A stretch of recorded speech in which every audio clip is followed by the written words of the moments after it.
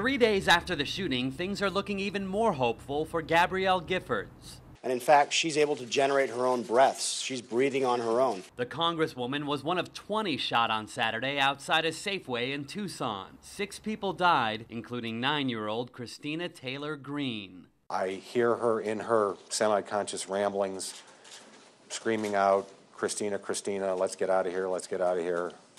And she keeps talking about the holding of hands and then the realization that she was on the ground and the bleeding was. For Giffords, doctors say she remains in critical condition, but they are more hopeful and say, quite simply, she will survive this. However, they have changed their theory into how she was shot, now thinking that the bullet struck her in the front of her head and exited the back. Meanwhile, more information emerged about the shooting suspect, 22-year-old Jared Loeffner.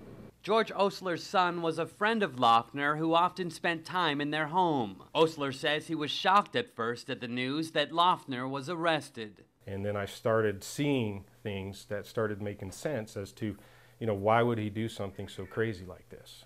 Osler described Jared as a dreamer who wanted to be a writer. So he had basically nothing gone for him, and I think he just couldn't deal with his reality anymore, and that this was his way of lashing out.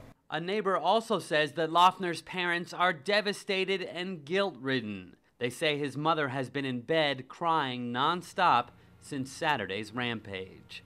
Haven Daily, The Associated Press, Tucson, Arizona.